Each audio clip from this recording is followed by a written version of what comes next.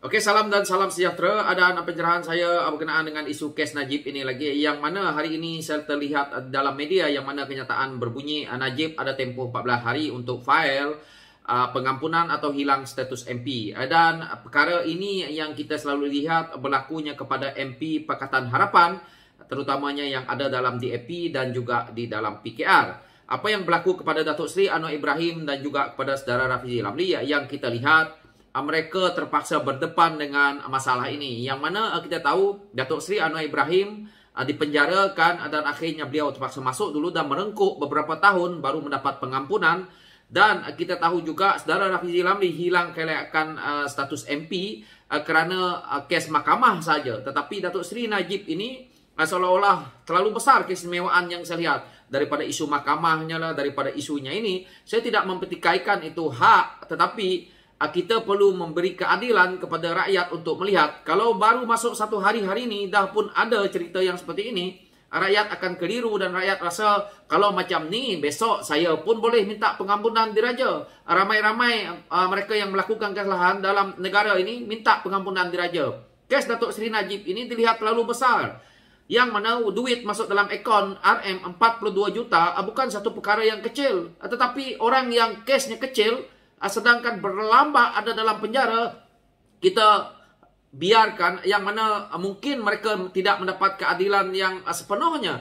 Jadi selama ini yang mana sistem keadilan kita, sistem kehakiman kita, yang kita lihat dicemari apabila Datuk Seri Najib itu sendiri menjadi Perdana Menteri. Tetapi rakyat hari ini dah pun merasa lega bahawa sistem kehakiman kita itu baik. Dan hari ini kita dengar berita bahawa Najib ada tempoh 14 hari file pengampunan atau hilang status MP. Ini pada saya tidak begitu adil, walaupun saya tahu itu hak beliau. Tetapi jika kita nak melawan takdir, ada dua yang saya selalu ingatkan kepada diri saya ataupun kepada orang lain. Yang pertama, kuasa Tuhan. Yang kedua, kuasa rakyat. Kuasa Tuhan kita tak tahu, itu ditentukan. Tetapi kuasa rakyat itu kita lihat di negara-negara yang lain, sehingga kan Perdana Menteri mereka, Presiden mereka melarikan diri. Yang terkini kita lihat Presiden daripada Sri Lanka melarikan diri ke sana ke sini. Itulah akibatnya, isunya. Jadi kita juga, apalagi kalau setakat kuasa parti politik seperti UMNO, Barisan Nasional, itu hanya sebesar zarah pun tak ada. Saya selalu juga mengatakan bahawa kita lihat dinasti-dinasti yang terdahulu tumbang, yang kita lihat Firaun tu yang begitu hebat pun hancur, sehingga kan kita tak tahu ke mana keturunannya. Jadi apalagi kalau setakat parti UMNO, Barisan Nasional ni. Jadi itu yang selalu menjadi cogan saya, menjadi saya punya kata-kata dalam perjuangan saya, bahawa keadilan itu perlu ditegakkan. Kita tidak boleh lagi terus berada di arah yang sama seperti ini. Yang mana apabila saya baca kenyataan ini, pengampunan bukan proses kehakiman yang telah berakhir di Mahkamah Persekutuan. Ia adalah proses eksklusif yang boleh memilih untuk meremit, menggantung atau meringankan hukuman. Ini saya boleh terima lah. Tetapi kalau satu hari dalam jail, terus kita nak memberi keistimewaan lagi, lebih baik kita jangan jatuhkan hukum. Bebaskan saja, senang. Jadi kalau begini akan terjadi, maka saya percaya rakyat akan membuat satu lagi yang parti-parti politik ini merasakan bahawa kuasa kami itu lebih hebat. Ataupun kita lihat akan satu lagi lonjakan gelombang rakyat menolak apa yang telah kita lihat di PRU ke-14. Jadi kepada saya mudah saja. Saya lihat bahawa kita jangan menggunakan institusi seperti raja, seperti agung untuk kita nak melepaskan batuk di tangga ataupun untuk kita nak mengambil kesempatan. Kita harus melihat ke arah lunas-lunas kehakiman kita, yang mana benda yang penting itu penting. Zaman Anwar, zaman-zaman Pakatan Harapan yang berbondong-bondong masuk penjara, tidak pernah benda-benda ini kita dengar. Tiba-tiba hari ini ada pula. Jadi kita ni masih dibelenggu, belum selesai lagi. Tetapi saya percaya benda ini akan berubah seandainya Pakatan Harapan itu memerintah. Saya percaya Datuk Seri Anwar Ibrahim boleh melihat ke arah yang lebih baik. Apalagi apabila sekarang ini kita tahu saudara Rafizi Ramli itu berada di dalam parti, yang mana beliau juga boleh membantu dalam kita menangani masalah rasuah besar dalam negara kita ini yang tidak pernah selesai. Jadi kalau kita tidak ubah daripada hari ini, maka kita lihatlah apa yang berlaku dengan kes Datuk Seri Najib ini. Saya tidak mempertikaikan kalau beliau menang dalam kes ini pun. Tetapi apabila dah dijatuhkan hukuman, baru hari ini dijatuhkan, sudah pun ada lagi cerita-cerita seperti ini, maka tidak adil kepada yang sebelum-sebelum ini. Ramai lagi yang sepatutnya kita mendapat pengampunan ataupun beri ruang, tetapi tidak diadili, dan kita lihat banyak yang teraniaya. Jika Najib berjaya dalam petisyennya untuk pengampunan pemenjaraan dan dadanya boleh dikurangkan atau digantung sepenuhnya. Ini yang saya tidak nak dengar, digantung sepenuhnya. Kuasa ini hanya boleh dilaksanakan oleh Yang di-Pertuan Agong setelah berunding atau disyolkan oleh lembaga pengampunan.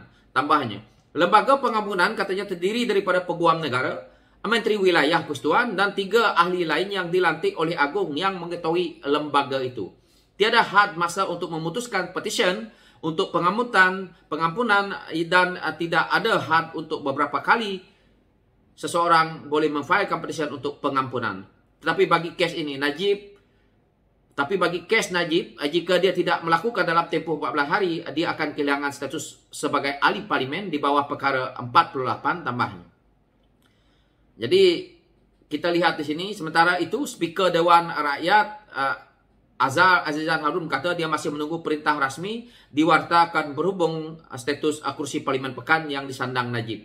Jika dia tidak memfailkan sebarang rayuan lain dalam tempoh beberapa hari, maka dia akan hilang kelayakan, kata Azhar dan kepada pemberita ketika majlis sambutan Hari Kemerdekaan ke-77 Suruhanjaya Tinggi Indonesia di Kuala Lumpur. Jadi ini yang rakyat tidak berapa gemar sebenarnya, kerana dirasa oleh rakyat bahawa tidak ada adilnya. Kerana satu hari dan kita nak cerita terus pengampunan, dan kita nak cerita tentang hilang kerayakan.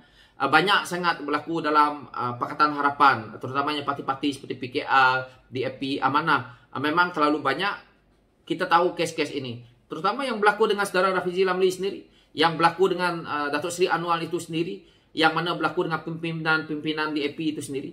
Dan hari ini kita baru masukkan dalam penjara. Hari ini terus bercerita tentang isu ini, isu pengampunan.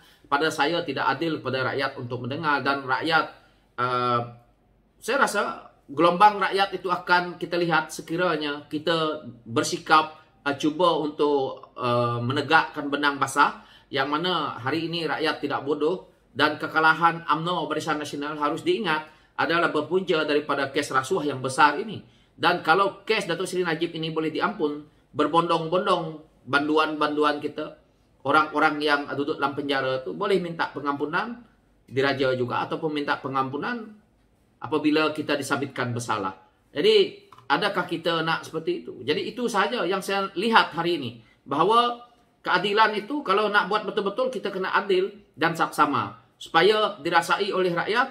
Dan hari ini adalah satu contoh terbaik, dan seluruh dunia ada tahu, media di seluruh dunia dah pun mewar-warkan bahawa bekas Perdana Menteri yang mana selama ini negara kita ni dilihat terlalu teruk rasuahnya, telah pun dipenjara. Itu adalah satu kejayaan besar pada Malaysia. So itulah harapan kami anak muda, agar keadilan itu ditegakkan sewajar-wajarnya untuk semua generasi akan datang, agar kita mempercayai sistem kita ini, dan kita boleh membuatkan negara kita ini ke arah yang lebih cemerlang di waktu akan datang. So sekian pencerahan saya, dan terima kasih.